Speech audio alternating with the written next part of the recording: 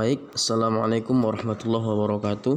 Jumpa lagi dengan saya Anwar Syukri Harahap dalam pembelajaran usul fikih materi kelas 7 Madrasah Sanawiyah Muallimin Unifa Medan. Oke, sekarang saya jelaskan. Minggu lalu kita sudah belajar mengenai fil ahkam ya, al-qismul awal fil ahkam. Nah, ini merupakan lanjutan dari materi minggu lalu. Baik, semuanya buka kitabnya halaman 9 ya. Pelajaran kita hari ini mulai halaman 9 sampai dengan halaman 10 tentang pembagian hukum. Yang pertama yaitu hukum taklifi ini. Minggu lalu sudah saya jelaskan bahwasanya hukum itu terbagi dua. Yang pertama hukum taklifi ya, yang kedua hukum wad'i. Nah, untuk kali ini kita akan belajar hukum taklifi. Baik. Oke, di buku kita halaman 9 ya, dikatakan bahwa hukum taklifi itu terbagi 5. Nah, sebelum saya masuk ke pembagiannya, maka kita akan berbicara dulu apa sebenarnya itu yang dimaksud dengan hukum taklifi.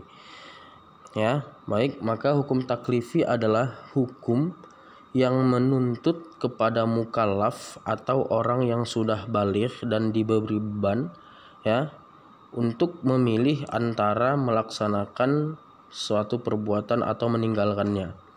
Maka hukum taklifi ini merupakan tuntutan dari Allah yang berkaitan atas perintah dalam mengerjakan atau meninggalkan suatu perbuatan.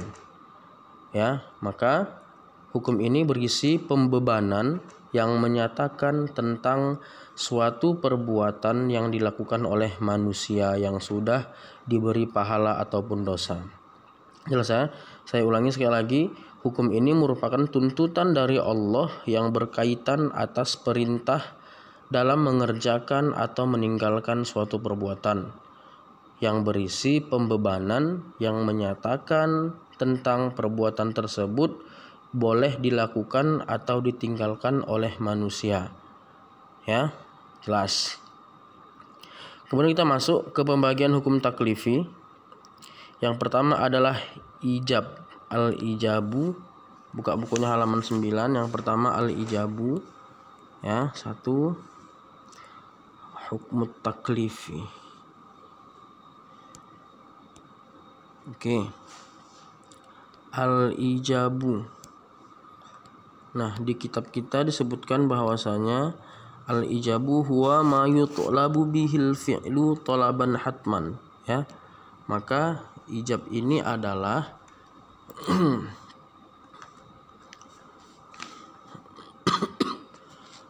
tuntutan syara atau tuntutan agama yang bersifat untuk kita dapat melaksanakan sesuatu itu dan tidak boleh ditinggalkan.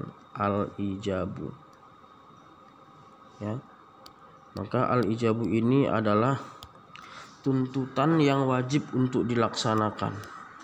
Wajib dilaksanakan.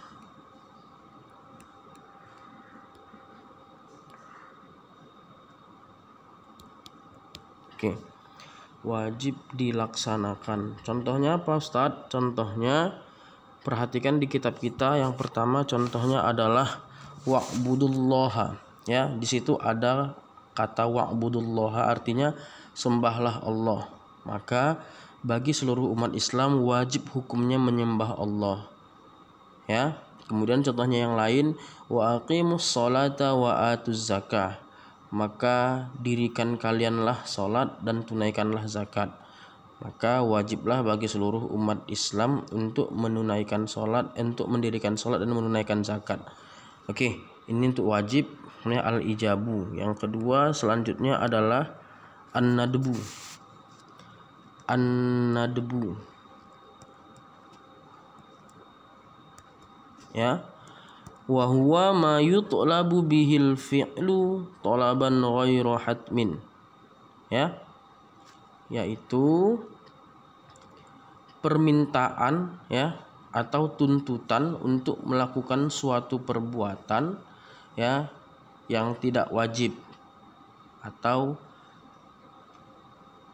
tidak dilarang ketika seseorang meninggalkan perbuatan yang diperintahkan tersebut, sehingga yang harus dilakukan hasilnya adalah sunnah atau an-nadbu. maka boleh kita tinggalkan. Kenapa? Karena tapi lebih baik itu dilaksanakan karena hukumnya adalah sunnah, ya. Contohnya di kitab kita adalah wa idza tadayantum bidainin ila ajalim musamma faktubu, ya. Dan apabila kamu bertransaksi, ya, dalam hutang piutang kepada sesama kalian, maka catatlah akan hal tersebut. Di sini kita disunahkan untuk mencatat hal yang berhubungan dengan muamalah. Itu ada di surah Al-Baqarah ayat 282.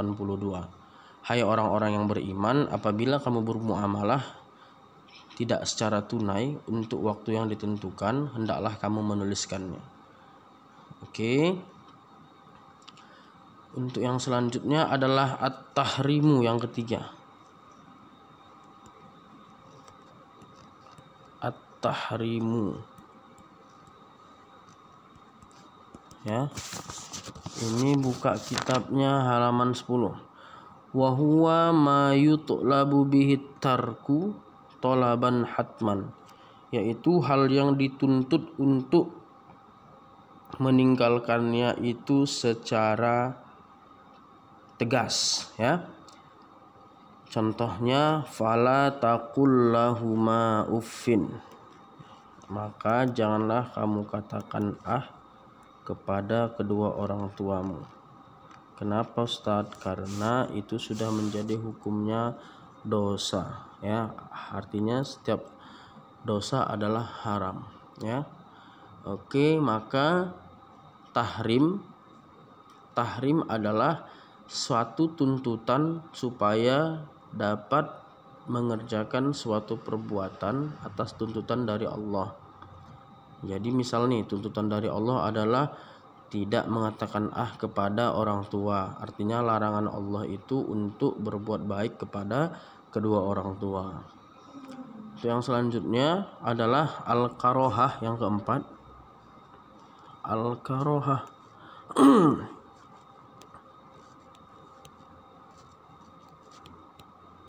Nah, al-karohah ini adalah wahiyya ma yutlabu bihi tarku talaban ghairu hatmin, ya. Hal yang dituntut untuk meninggalkannya namun tidak secara tegas.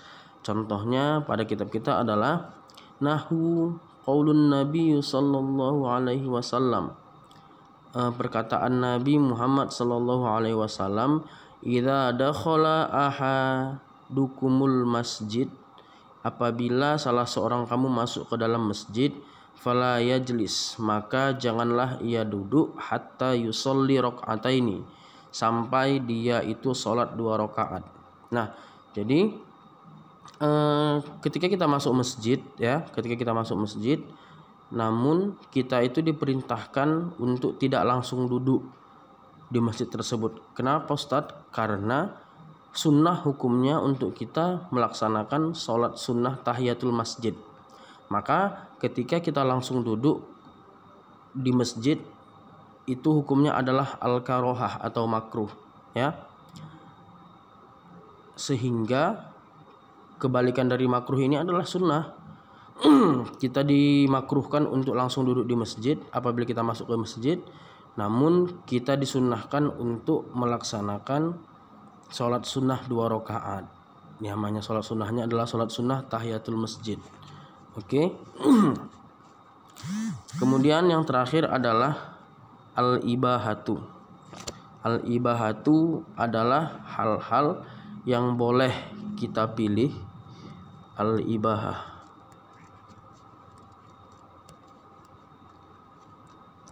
hal-hal yang boleh kita pilih apakah kita kerjakan, ya, apakah kita kerjakan atau kita tinggalkan.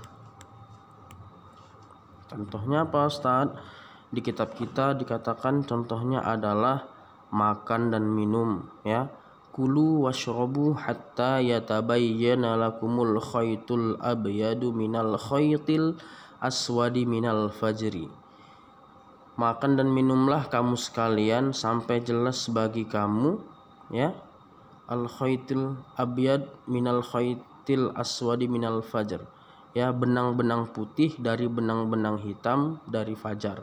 Artinya apa? Kalau kita berpuasa, kita boleh makan dan minum sampai terbit fajar itu telah nyata, ya. Boleh kita makan dan boleh kita minum. Kalau nggak makan dan nggak minum boleh juga. Kenapa? Karena kita boleh memilih apakah kita melaksanakannya atau meninggalkannya, karena hukumnya adalah al-ibahatu, hukum taklifi yang kelima. Baik, maka ada 5 hukum taklifi. Yang pertama adalah al-ijab, yang kedua adalah an-nadbu, ya, yang ketiga adalah at-tahrim, yang keempat adalah al-karohah, yang kelima adalah al-ibahah. Nah, kelima inilah yang sering kita jumpain dalam penentuan hukum untuk segala perbuatan manusia. Maka kembali lagi bahwa pembelajaran usul fikih di kelas 1 ini kita mengenai al-karohah, ya. Al-karohah maksudnya mengenai tentang hukum. Segala hukum akan kita bahas di sini semuanya nanti di kelas 1.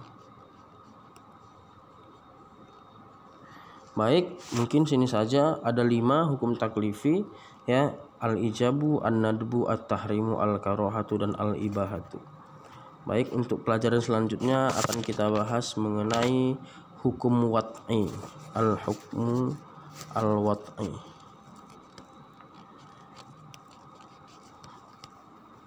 Hukmul wat'i. Baik, terima kasih atas perhatian dari anak-anak sekalian. Pastikan contoh-contohnya itu dipahami, ya. Kemudian saya akan memberikan tugas untuk minggu ini adalah buat contoh dari kelima hukum taklifi ini. Masing-masing ada 2 contoh, ya. Ijab 2 contoh, an-nadbu 2 contoh, at-tahrimu 2 contoh, al-karohah 2 contoh, dan al-ibahah 2 contoh. Baik, tugasnya akan dikumpulkan minggu depan kepada wali kelasnya masing-masing. Terima kasih. Assalamualaikum warahmatullahi wabarakatuh.